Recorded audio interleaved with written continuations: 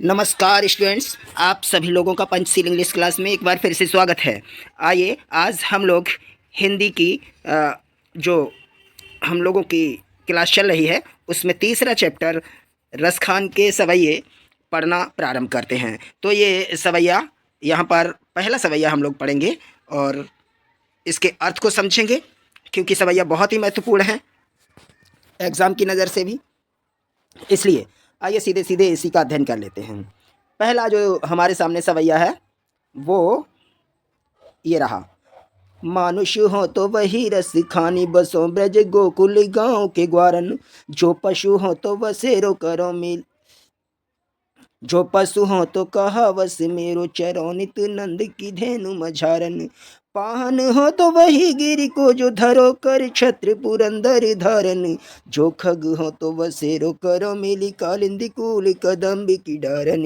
यहाँ कालिंदी कूल कदम्ब एक ही वर्ण की आवृत्ति हो रही है, तो आप समझ सकते हैं यहाँ पर कौन से अलंकार का प्रयोग किया जा रहा है। ठीक है, तो अलंकार अनुप्रास अलंकार आपका यहाँ हो रहा है। मानुष हो तो वही रसखानी, बसों ब्रज गोकुल गांव के ग्वारन। चलिए सीधा पहले मीनिंग लिखते हैं, फिर पूरा अर्थ इसका समझेंगे। यहाँ पर ये जो पहला सवैया है इसमें हमारे कवि रसखान जी अपने मृत्यु के बाद की स्थिति की चर्चा कर रहे हैं। मरने के बाद अगर कवि रसखान को पुनः जन्म मिले और किस रूप में मिले, तो यहाँ उनके विविध रूप दिखाए गए हैं। मनुष्य के रूप में जन्म अगर मिल जाए, मनुष्य ना बने, अगर पशु योनि में पहुँचते हैं तब वो क्या करना चाहेंगे। पाहन यानी पत्थर अगर बनते हैं तो क्या बनना चाहेंगे, और खग मीन्स अगर पक्षी का जन्म मिलता है तब क्या करेंगे। इन अवस्थाओं को हम अच्छे से देख लेंगे। चलिए पहले तो कह रहे हैं मानुष हो तो वही रसखान। कहते हैं रसखान जी कह रहे हैं कि मरने के बाद यदि हमें पुनः मानव जीवन मिले तो मैं वही हूँ मीन्स हूँ मनुष्य के रूप में पृथ्वी पर पुनः आने का हमको अगर अवसर मिलता है, भगवान हम पर कृपा करते हैं और मनुष्य के रूप में फिर से इस धरती पर भेजते हैं, तो मैं रसखान बसों ब्रज गोकुल गांव के ग्वारन। बसों निवास करना, ब्रज ब्रज रहेगा और गोकुल दोनों गांव का नाम यहाँ पर आ रहा है। के ग्वारन के ग्वालाओं के बीच बसना चाहूँगा, रहना चाहूँगा। यदि हमें भगवान मनुष्य के रूप में पुनः जन्म देते हैं और इस पृथ्वी पर मैं मानव रूप में आता हूँ, तो मैं चाहूँगा कि मेरा बसेरा, मेरा निवास ब्रज या गोकुल के गांव के ग्वालों के बीच में हो। ये मेरी इच्छा है। आगे कह रहे हैं जो पशु हों तो कहा बस मेरो। अगर मुझे पशु जानवर का जन्म मिलता है तो हालांकि मेरा कोई बस नहीं है, जोर नहीं है। मेरो मेरा, चरों चरूं, नित रोज, नंद बाबा की धेनु गाय मझारन बीच में। मीनिंग स्पष्ट रूप से लिखते जाइए, सब कुछ क्लियर समझ में आ जाएगा। अगर मुझको ईश्वर जानवर के रूप में पृथ्वी पर पुनर्जन्म देता है तो हालांकि इसमें मेरा कोई वश नहीं है, फिर भी मैं चाहूँगा कि नंद बाबा की गायों के बीच चरने का अवसर प्राप्त हो। मैं उनकी गायों के बीच चरने की इच्छा प्रकट करता हूँ। ये बात कवि रसखान कह रहे हैं। आगे कह रहे हैं पाहन हो तो वही गिर को। अगर मुझे पाहन मीन्स पत्थर, गिर मीन्स पर्वत, अगर मुझे पत्थर के रूप में इस पृथ्वी पर आने का अवसर मिले तो मैं वही मीन्स उसी पर्वत का पत्थर बनना चाहूँगा जो धरो कर मीन्स हाथ, छत्र छाते की तरह, पुरंदर इंद्र को हराने के लिए, धारण करने ना। देखो कह रहे हैं और अगर हमको पत्थर के रूप में आने का अवसर मिले तो मैं चाहूँगा कि मैं उस पहाड़ का, उस पर्वत का पत्थर बनूं जिस पर्वत को भगवान श्री कृष्ण ने अपने हाथ में छाते की तरह उठा लिया था, ताकि वो इंद्र के गर्व को चूर कर सके और अपने लोगों की रक्षा कर सके। तो ये एक कहानी है, कहानी बताएंगे तो टाइम लग जाएगा, इसलिए आगे चलते हैं। ठीक है, उसी गोवर्धन पर्वत की बात हो रही है, आगे चलते हैं। आगे कह रहे हैं जो खग हो तो बसेरो करो। अगर मुझे पक्षी के रूप में ईश्वर पृथ्वी पर अगले जन्म में भेजें तो क्या करना है। जो खग हों और पक्षी के रूप में अगर वो हमें भेजते हैं तो बसेरा करना, निवास करना। बसेरो निवास, करो करना, मिलकर, कालिंदी यमुना, कूल किनारा, कदम्ब रहेगा पेड़ का नाम है, डारन डाल। तो मैं चाहूँगा कि मुझे यमुना नदी के तट पर जो कदम्ब के पेड़ हैं, जहाँ भगवान श्री कृष्ण अपने सखाओं के साथ खेलते थे, उस कदम्ब के पेड़ पर निवास करने का मौका मिले। तो यहाँ आप देख रहे हैं कि जो यहाँ पर भाषा प्रयोग की गई है, वो भाषा तो आपकी पूरी तरह से ब्रज भाषा है। ठीक है, शैली अगर बात करें तो मुक्तक आ रही है, छंद पता ही है, सवैया चल रहे हैं, ऊपर ही लिखा है सवैये, तो सवैये नहीं लिखना है आपको, सवैया लिखना है। ठीक है, क्योंकि ये कहीं आएगा, इसलिए सवैया छंद लिखना है आपको।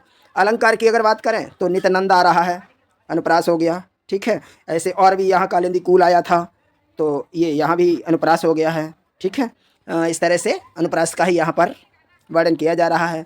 अब रस की अगर बात करें तो ये ध्यान रखना, जहाँ भी प्रार्थना होती है वहाँ शांत रस अधिकतर होता ही होता है। तो यहाँ पर भी भगवान श्री कृष्ण से एक प्रार्थना है, क्योंकि वो उनके सानिध्य में ही रहकर जीवन गुजारना चाहते हैं। आगे और दूसरे सवैये का अध्ययन करते हैं। ये रहा दूसरा सवैया, और इसमें कह रहे हैं, आज गई हुती भो रही हो रस खान रही वह नंद के भवानी, बाको जियो जुग लाख करोड़ जसोमती को सुख जाति कहो नहीं, तेल लगाए लगाए के अंजन वौहें बनाए बनाए ठिठो नहीं, डारी हमेला निहार निहारती वारती ज्यों पुचकारती छो नहीं। देखिए इसमें क्या कह रहे हैं, यहाँ पर दो सखियों के बीच जो बात हुई है उसका कुछ अंश लिया जा रहा है। रसखान कह रहे हैं कि एक सखी दूसरी सखी से कह रही है, क्या कह रही है, आज गई हती भो रही हो, आज मैं, आज मतलब आज, गई गई थी, हुती थी, भोर सवेरे ही, आज मैं सुबह ही नंद बाबा के घर गई थी, रसखान रही रही वहीं वहाँ नंद के भवने घर, मैं आज सुबह ही नंद बाबा के घर पर गई थी, वहाँ रुकी भी थी, वहाँ हम थोड़ी देर रुके। एक सखी बता रही है दूसरी को, एक गोपी बता रही है दूसरे को, क्या कह रही है, बा को जियो जुग लाख करोड़, उसका जो पुत्र है जुग जीवित रहे, लाख करोड़ लाखों करोड़ वर्ष जीवित रहे, जसोमती को सुख जात कहो नहीं, क्योंकि माँ यशोदा जिस तरह से प्रसन्नता दर्शा रही थी, जिस तरह से खुशियाँ मना रही थी बच्चे को देखकर, उससे तो यही लगता है कि उनका पुत्र लाखों करोड़ों वर्ष तक जीवित रहे। तेल लगाए लगाए के अंजन, उन्होंने बालक को तेल लगाया था, और अंजन मीन्स काजल, बालक को काजल लगाया, भौं बनाए बनाए डिठो नहीं, और उसकी भौं समारी, और फिर उसके नज़र के टीके भी लगा दिए, डिठौना लगाए। डार हमेला ही हार निहारत, फिर डार मीन्स डालकर, हमेलन बड़ा हार हमेलन हो गया, गले में बड़ा सा हार पहना दिया, निहारत देखना, भारत निछावर करना, ज्यों चुचकारत छौन, और बलिहारी जा रही थी, ठीक वैसे ही जैसे किसी बछड़े को चुचकारा जाता है, किसी बछड़े पर प्यार लुटाया जाता है, उसी तरह से, बछड़ा लिख देना, छौने मीन्स, उसी तरह माँ यशोदा भी बालक को प्यार कर रही थी, स्नेह कर रही थी, दुलार कर रही थी। ठीक है, एक बार फिर से देख लिए, एक सखी दूसरी सखी से कह रही है, मैं आज ही नंद बाबा के घर गई थी और वहाँ पर जाकर रुकी भी थी, हमने वहाँ क्या हो रहा था वो सारा नज़ारा देखा, और देखने के बाद मुझे ऐसा लगा कि उनका जो पुत्र है लाखों करोड़ों वर्ष जीवित रहे, क्योंकि जो यशोदा माता का सुख है उसका वर्णन नहीं किया जा सकता, बच्चे को देखने के बाद कहो नहीं लिखा है, कहा नहीं जा सकता, उसके सुख का वर्णन नहीं किया जा सकता। उन्होंने बच्चे को तेल लगाया, नहलाने के बाद तेल लगाया, उसके बाद अंजन मीन्स काजल लिख लो, काजल लगाया, फिर उनकी भौं सही करी, बाल ठीक किए, उसके बाद सब कुछ करने के बाद वो नज़र के टीके जो मस्तक पे लगाए जाते हैं, डिठौना जिसे बोलते हैं, वो भी उन्होंने बनाए हुए थे, वो भी बनाए थे, और उसके बाद उसके बालक को एक हार गले में पहना दिया, और फिर बड़े स्नेह से उसे निहार रही थीं और उसे दुलार कर रही थीं। उम्मीद करते हैं समझ में आया होगा। आगे बढ़ते हैं, चलिए आगे बढ़ते हैं, और हम लोग आ गए तीसरे वाले पे। तो तीसरे में कह रहे हैं, तीसरे सवैया को पढ़ते हैं, कह रहे हैं, धूरी भरे अति सोबत श्याम जी तैसी बनी सिर सुंदर छोटी, खेलत खात फिरे अंगना पग पैंजनी, बाजती पीरी का छोटी, वा छवि को रस खान बिलोकत भारत काम कला निधि कोटी, काग के भाग बड़े सजनी हरे हाथ से ले गए माखनी रोटी। आ जाइए, पहले मीनिंग लिख लेते हैं। धूल मतलब धूल हो गया, भरे लपेटे हुए, अति अत्यधिक शोभित शोभायमान होना। श्यामजू भगवान श्री कृष्ण बाल्यावस्था में जब हैं धूल से लथपथ हैं, उस समय का वर्णन किया गया है, बाल्यावस्था का वर्णन है और बाल्यावस्था में ही श्रृंगार रस दिखाया जा रहा है। तैसी बनी, उसी प्रकार से बनी हुई थी सिर पर सुंदर सुंदर सी चोटी लिख लो, ठीक है। बता रहे हैं भगवान श्री कृष्ण अपनी बाल्यावस्था में जिस समय वो बाबा के आंगन में घूमते फिरते हैं, उसी समय का यहाँ पर वर्णन किया जा रहा है कि धूल से लथपथ हैं, धूल से वो लथपथ, अति शोभित, बहुत अधिक शोभायमान दिख रहे हैं। भगवान श्री कृष्ण धूल से लथपथ हैं और बहुत सुंदर दिख रहे हैं, और उससे भी सुंदर तो उनकी चोटी बंधी हुई है जो उनके सर पे है। खेलत खात फिरे अंगना, खेलत खेल रहे हैं, खात खा रहे हैं और आंगन में घूम रहे हैं, हाथ में मक्खन रोटी पकड़े खेलते भी जा रहे हैं, खाते भी जा रहे हैं। धूल शरीर पे लगी है, पग पैर में पैजनी, पायल बाजती है, पीरी पीले कलर की, कछौटी लंगोट, देख लीजिए। पैरों में पैंजनी बांध दी गई है जिससे कि छन छन की घुंघरू की आवाज़ भी हो रही है। इसके बाद पीले कलर की एक लंगोट भी उनके बांध दी गई है। दृश्य काफ़ी मार्मिक, पीले कलर की एक लंगोट पहने हुए हैं, रोटी खा रहे हैं, पूरे शरीर में उनके धूल लगी हुई है और सबसे सुंदर तो उनकी चोटी है जो बांधी गई है, ठीक है। पगमीन से पैर होता है और पैरों में उनके पैजनी भी बज रही है। बात छवि को रसखान विलोकत, और उस छवि को जब रसखान जी निहारते हैं तो कह रहे हैं कि भारत काम कला निधि कोटि, भारत निछावर कर देना, काम कामदेव, कला कलाएं, निधि का भंडार होता है, निधि मीन्स खजाना या भंडार होता है, कोटि करोड़ों, तो कामदेव जो करोड़ों कलाओं के ज्ञाता हैं, अपनी सब कुछ निछावर कर देते हैं। काग कौआ के भाग्य बड़े सजनी हरि हाथ भगवान के हाथ, सो से ले गयो माखन रोटी। इजी है बिल्कुल, इसमें कुछ भी बताने की आगे जरूरत नहीं है। और कह रहे हैं, रसखान कह रहे हैं कि इसी बीच क्या हुआ, एक कौआ आया और भगवान के हाथ से वो मक्खन रोटी छीन के चला गया। तो कहते हैं कि वो कौआ बड़ा भाग्यशाली है।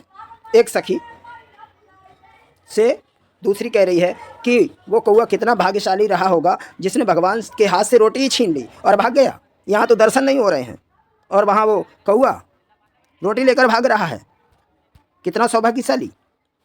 आगे बढ़ते हैं, आगे अगले सवैये पे आगे हम लोग। जा दिन ते वह नंद को छोरा, या बन धेनु चराए गयो है, मोहनी तानन गोधन गावत, बीन बजाए रिझाए गयो है, वादिन सो कुछ टोना सो कह, रस खाने ही में समाए गयो है, को न काहू की कानी करे, सिगरो ब्रज बीर विकाए गयो है। बीर मीन सखी, ठीक है। अब यहाँ भी दो गोपियों का, दो सखियों का आपस में संवाद, और बहुत ही मार्मिक। देख लीजिए एक बार क्या कहा जा रहा है। कह रहे हैं जा दिन थे, जिस दिन से वह नंद को छोरा, समझ रहे होंगे भगवान श्री कृष्ण, या इस वन धेनु गाय चराना गया। एक सखी दूसरी सखी से कहती है जिस दिन से वो नंद का छोरा यानी भगवान श्री कृष्ण इस वन में गाय चरा के गए हैं, जिस दिन से श्री कृष्ण नंद बाबा का वह छोरा इस वन में अपनी गायों को चरा के गया है। मोहनी तान, मधुर मधुर तान, गोधन गावत, गोधन का मतलब हुआ जो गायों को या जानवरों को चराते समय जो गाना गाया जाता है उसी गोधन बोल दिया गया। गोधन गावत, और मधुर मधुर तान के साथ जो वो गीत सुना के गए, बीन बजाए रिझाए गयो है, बीन बांसुरी बजा कर रिझाना, आकर्षित कर लेना, मोहित कर लेना, और अपनी बांसुरी बजाकर हमें इस तरह से मोहित कर गए हैं। वो नंद का छोरा हम लोगों को रिझा के चला गया, मोहित करके चला गया। वाह दिन सो कुछ टोना सो के, ऐसा लग रहा है उस दिन से कुछ हमें कोई टोना दे गया, जादू टोना सा हो गया है। ऐसा लगता है उसने गाय नहीं चराई है बल्कि हम लोगों पर कुछ जादू सा कर गया है। रसखान ही में समाये गए वो है। रसखान, यहाँ पर रसखान, रस की खान यानी भगवान श्री कृष्ण के लिए भी ये शब्द इस्तेमाल किया जाता है। इसका अर्थ यहाँ श्लेष अलंकार यहाँ पर श्लेष हो रहा है पूरी तरह से, ठीक है। रसखान यानी वो भगवान श्री कृष्ण हमारे हृदय में समा गए हैं। हियो मीन से हृदय समाना, बस जाना, ठीक है। यहाँ ये भी अर्थ हो रहा है। रसखान कहते हैं कि सखियाँ कह रही हैं, गोपियाँ कह रही हैं कि उस दिन से वो भगवान श्री कृष्ण हमारे हृदय में समा गए हैं। कौन कायु की कहानी करे, अब किसी की कोई परवाह ही नहीं है। कहानी को न काहू की, कोई किसी की कहानी परवाह करे, किसी दूसरे व्यक्ति की यहाँ परवाह ही नहीं रही है। सिगरो सारा ब्रज वीर सखी बिकाए बिक गया है। ऐसा लगता है सखी, ऐसा लगता है कि सारा का सारा ब्रज उनके हाथों बिक गया है, ठीक है। तो भाषा, ब्रज भाषा का इस्तेमाल किया है। श्लेष अनुप्रास अलंकार तो हैं ही हैं, और यहाँ पर और तान गोल, ठीक है, बीन बजाए ये आ गया, यहाँ पर अनुप्रास आ रहा है। बस इसी तरह से पूछा जाएगा और यही सब आपको लिख भी देना है, ठीक है। व्याख्या में आपको लग रहा हो कि 1-2 लाइन पूछेगा तो हमें तो मुश्किल लग रहा है, वो पूरा का पूरा ये आपसे पूछ लेगा, ठीक है, जहाँ तक हमें लग रहा है पूछा, क्योंकि 4 ही लाइन है, ज़्यादा कुछ है नहीं, इसलिए पूरा भी ये अंडरलाइन करेगा और आपसे पूछ लेगा। आगे चलिए, आगे है कान भये बस बांसुरी के, अब कौन सखी हमको चाहिए, निस धौस रहे संग साथ लगी, यह सौतनी तापनी क्यों सही है, जिन मोहि लियो मन मोहन को, रस खान सदा हमको दहे, मिलिया वो सब सखी भागी चले, अब तो ब्रज में बांसुरी रहे। देखिए ये फिर से वही 2 सहेलियों का, या कहें 2 गोपिकाओं के बीच में जो चर्चाएं चल रही हैं, उनमें एक सवैया ये भी है, और इसमें भी उनकी मार्मिक मनोदशा का वर्णन किया जा रहा है। कह रहे हैं कान भये बस बांसुरी के, अब कौन सखी हमको चाहिए। एक सखी दूसरी से कह रही है, कान मीन्स काना, भय हो गए, बस में, बांसुरी के, वो नंद बाबा का लाल, वो कृष्ण कन्हैया, वो तो बांसुरी के बस में हो गए हैं। अब कौन सखी हमको चाहिए, अब हमें कौन चाहेगा, हमें स्नेह कौन करेगा, ये एक सखी पूछ रही है। निस्धौस, निशा यानी रात्रि में और दिन में, निस्धौस रहें संग साथ लगी, वो यानी बांसुरी दिन हो या रात हमेशा उनके संग रहती है, उनके साथ रहती है। तो संग और साथ एक ही बात है, हमेशा साथ उनके रहती है, ठीक है। यह सौतन तापन क्यों सही है, कह रही हैं ये जो सौतन सा व्यवहार हमारे साथ हो रहा है, उसका ताप, उसकी जलन, उसकी ईर्ष्या को भला हम कैसे सहेंगे। सखियाँ कह रही हैं, एक दूसरे से कह रही हैं। जिन मोह लियो मनमोहन को, जिसने मोह लियो, मोहित कर लिया, मनमोहन को, भगवान श्री कृष्ण को, जिस बांसुरी ने श्री कृष्ण को ही अपने बस में कर लिया हो, मोहित कर लिया हो। रसखान सदा हमको दहिए, रसखान जी कह रहे हैं कि वो ब्रज की गोपियाँ कह रही हैं कि ये बात हमेशा हमारे हृदय में दहकती रहेगी, हमेशा हमको ये जलाती रहेगी। दहिए जलाना होता है, सदा हमेशा। मिले आवो सवै सखी, ऐसा करो सभी सखियों मिलकर आ जाइए, भाग चलें, यहाँ से भाग चलते हैं। अब तो ब्रज में बांसुरी रहे, ऐसा लगता है ब्रज में बांसुरी का ही राज्य रहेगा, क्योंकि भगवान श्री कृष्ण तो किसी को देखते तक नहीं हैं, उन्हें तो सिर्फ बांसुरी से मतलब रह गया है। ऐसे में यहाँ रहने का कोई अर्थ नहीं रह जाता है, यहाँ से चलना ही बेहतर होगा। तो रस छंद वही है, आपका रस भी लगभग वही है, ठीक है।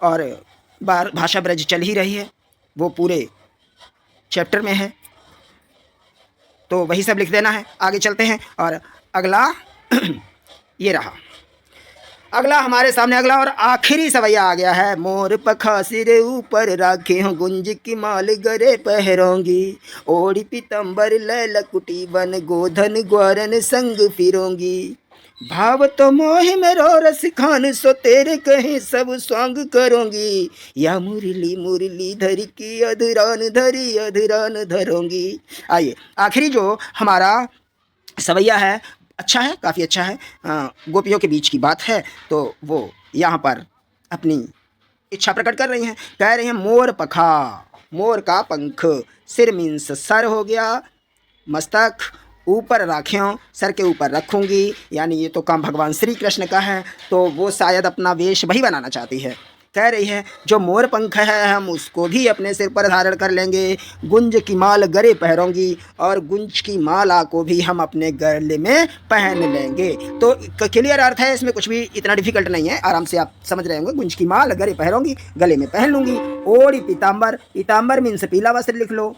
लय लकुटी, लकुटी मीन्स लाठी लिख लो। पीले वस्त्र कोई भी मैं धारण करूंगी जो कि श्री कृष्ण जी करते हैं, और हाथ में लाठी भी ले लूंगी। सारे काम करूंगी। क्या क्या करेंगे एक बार फिर से देख लो जरा।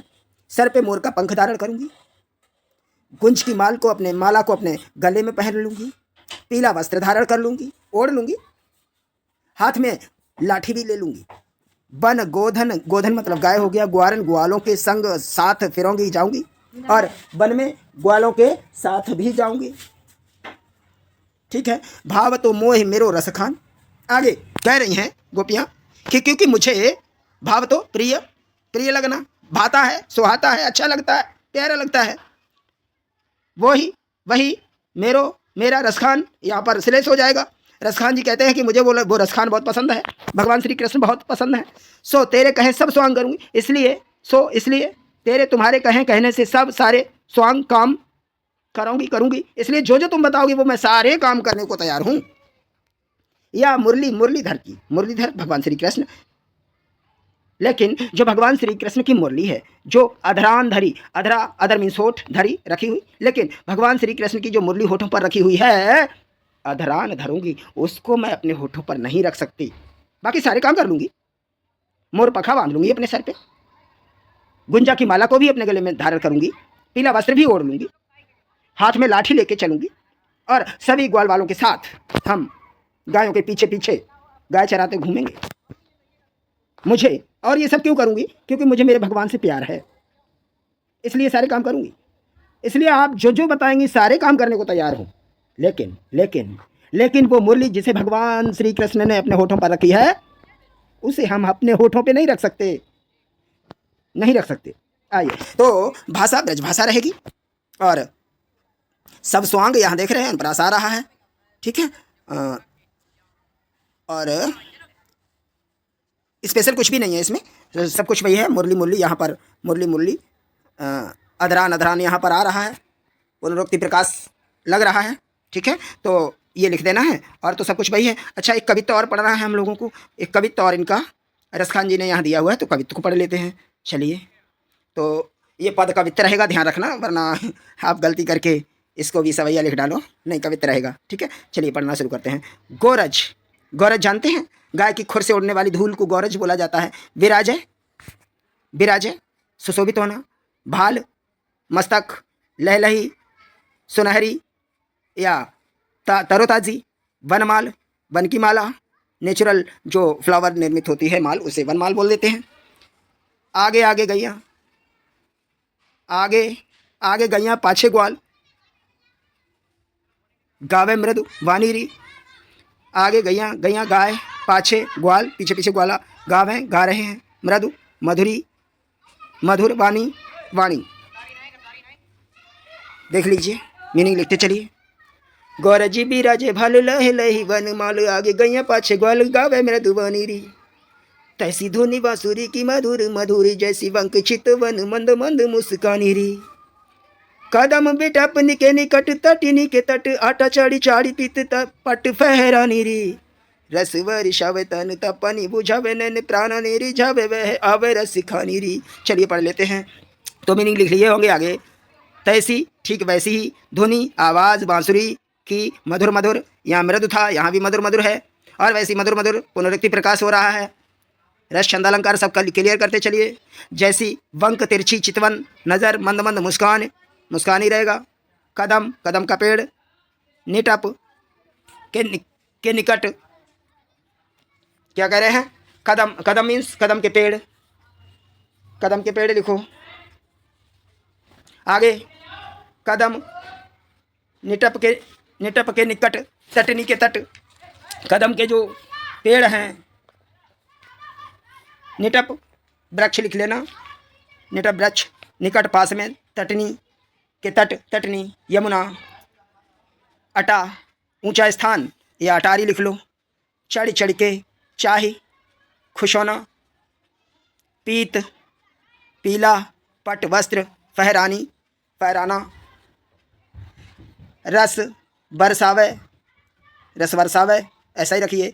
तन तपन, शरीर का ताप बुझावे बुझाए, नैन प्राणन रिसावे, प्राणन रिझावे, प्राणों को रिझावे, खुश करने वाला। वह आवे रसखानी, रसखानी का मतलब यहाँ फिर से भगवान श्री कृष्ण से है, तो यहाँ पर फिर से श्लेष ही हम लगाएंगे। चलिए, कह रहे हैं इस कवित्व में क्या कह रहे हैं, रसखान जी कह रहे हैं, गौरज विराजय भाल लह लही वनमाला, आगे गैया पीछे ग्वाल गावे मृदवानी री। कह रहे हैं कि भगवान श्री कृष्ण गायों के पीछे आ रहे हैं और गौरज गाय के खुरों से उठने वाली जो धूल है वो उनके विराजय भाल मस्तक पर सुशोभित हो रही है, और वनमाल धारण किए हैं, वो भी काफ़ी सुंदर वनमाल है। आगे गैया पीछे ग्वाल, आगे गाय चल रही हैं, पीछे ग्वाले चल रहे हैं, भगवान भी उन्हीं के पीछे में चल रहे हैं, और सारे लोग मृद वाणी में, सुंदर वाणी में गीत गा रहे हैं। तैसी ध्वनि बांसुरी की मधुर जैसी, और वैसी ही बांसुरी की मधुर ध्वनि भी बज रही है। जैसी वंक चित्तवन मंद मुस्कान भी, और तिरछी नज़र से वो देखते हुए धीरे धीरे मुस्कुरा भी रहे हैं। कदम विपट, कदम के जो पेड़ हैं कहाँ, तटनी के तट हैं, यमुना नदी के किनारे हैं वो कदम के पेड़, जहाँ भगवान श्री कृष्ण रस रचाते हैं। अटा चढ़ चाही पीत पट फहरानी री, वहाँ थोड़े ऊंचे स्थान पर या अटारी पर चढ़ी हुई एक जो ग्वालिन है वो पीले वस्त्रों को फहराते हुए देख रही है। पीले वस्त्र हवा में फहर रहे हैं, और ये दृश्य वो देख रही है कि ग्वाले सारे के सारे गाय लेकर चले आ रहे हैं। रस बरसावे तन तपन बुझावे नैन, और ये दृश्य देख करके उसे बहुत सुंदर प्रतीत हो रहा है। रस बरसावे, ऐसा लग रहा है रस वर्षा हो रही, तन की तपन बुझ रही है और नैनों की प्यास भी बुझ रही है। प्राण रिझावे, प्राणों को रिझाने वाले, वह आवे रसखानी, ऐसा लग रहा है कि वह रसखान चले आ रहे हैं, यानी भगवान श्री कृष्ण चले आ रहे हैं, ऐसा उसे प्रतीत होता है। तो यहाँ देखेंगे तो यहाँ मधुर मंद ये जो शब्द आए हैं पुनरुक्ति प्रकाश में गए, तन तपन है, तो ये आपका अनुप्रास हो जाएगा, और ये कविता आपका छंद रहेगा। ठीक है। रस, तो रस की बात करें शांत रस, ठीक है, भाषा ब्रज भाषा है ही, और ये क्लियर हो गया है। उम्मीद करते हैं आपको ये सब कुछ पसंद आया होगा। हमारे ऐसे वीडियो देखने के लिए आप हमसे जुड़े रहें, चैनल को सब्सक्राइब अवश्य कर लें, लाइक शेयर भी करते रहें ताकि अन्य लोगों का भी भला हो सके। हम बहुत जल्दी आपको अगले वीडियो के साथ मिलेंगे, तब तक के लिए गुड बाय, मस्त रहिए।